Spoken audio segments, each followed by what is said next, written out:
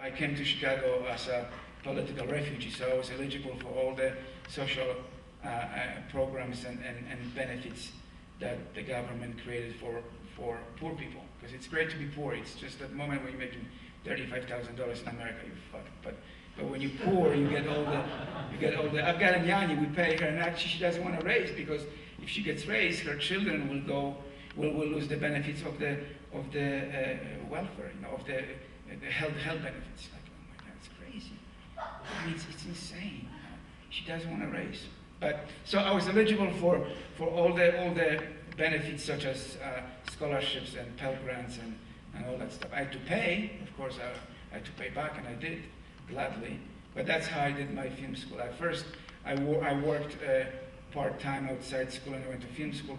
I went to film school part-time, and then gradually, as my English skills improved, I was able to go to full-time to Columbia College, and after first year, I was working as a teaching assistant, and then after a year, I acquired enough skills that I could work as a grip. And 1984, you make $200, you could pay the rent, So the life was kind of good, So that's how I went through film school in Chicago, and why I went to Chicago. Any more questions? I'm sorry. You've worked with female directors, you've worked with male directors. Could you talk about the collaboration process with each? It's all individual, Diane Keaton was amazing. She had visual references, and of course she was really amazing with the actors, and she's an artist, she's really, she's not an artist because she's a filmmaker, she's actually an artist. She takes photos and she designs wardrobe. She's really great, and that was really fascinating collaboration. She was basically, I like to work with directors that like my work, and I like to work with the directors that have interesting ideas, and Diane Keaton was definitely that kind of person. Then you get other people who are a little bit too intimidated, and okay, as long as you get my shot, you can get your shots. It's like, I mean, your shots, my shots, it's all yours, That's another experience with female director, which is not great. And I mean, I don't think the sex has anything to do with it. I think it's the person. What if it's a really cute female director?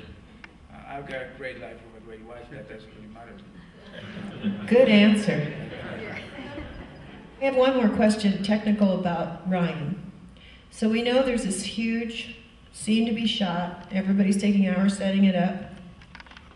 How many cameras plan or use on a big piece like that? Well, the opening already was done with mainly one camera, because the camera was always chasing Tom Hanks or following Tom Hanks, In other sequences, we'd have 2-3 cameras, usually 2 cameras, because the third camera usually is useless because nobody's really supervising the camera.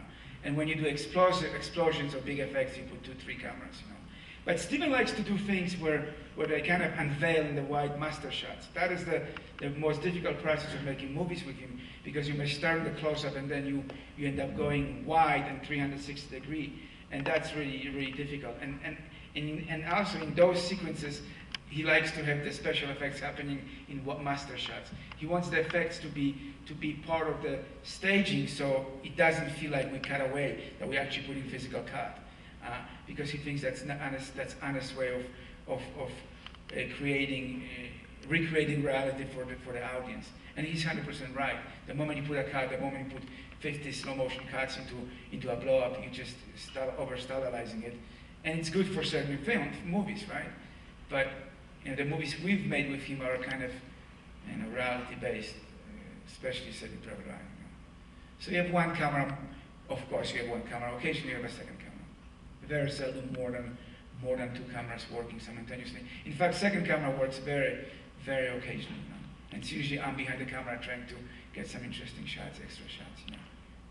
I have a question. How do you decide a movie should be 1:5 aspect ratio, or anamorphic, or super 35? I think the story it gives you that kind of sense. Like the Minority Report, that's the first movie we did widescreen, super 35, and we just wanted to create a future that feels a little bit bigger than reality. The story allowed you to do that. But then again, you look at Apartments, which is an old Billy Wilder movie, Apartments, which is intimate story between 2 people, and that was shot on anamorphic. So There isn't really a rule. I mean, you know, if you have monsters running through the jungle, you don't want to go with widescreen, because then what happens? You know, you have to go really wide, so you want a bigger frame so you can include the monster, right? Or if you're making, there isn't really a rule. That's it's more difficult to do. It's really hard to do anamorphic. It's really That's why I asked that question. There are no rules. Every movie defines itself, right? The way you approach it. Yeah, I would say there are no rules here. Yeah.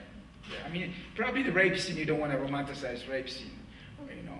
But other than that, there are no rules. That was a joke. There are no rules.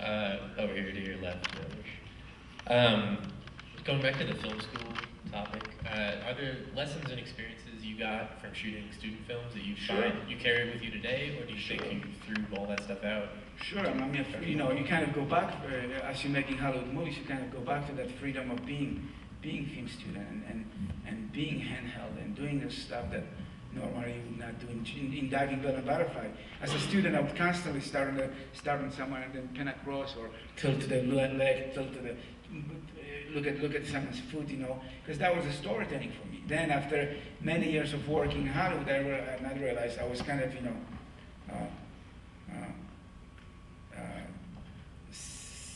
disinfected from those images, you know, and I've learned, well, when the actor is talking, you gotta keep the camera on the actor.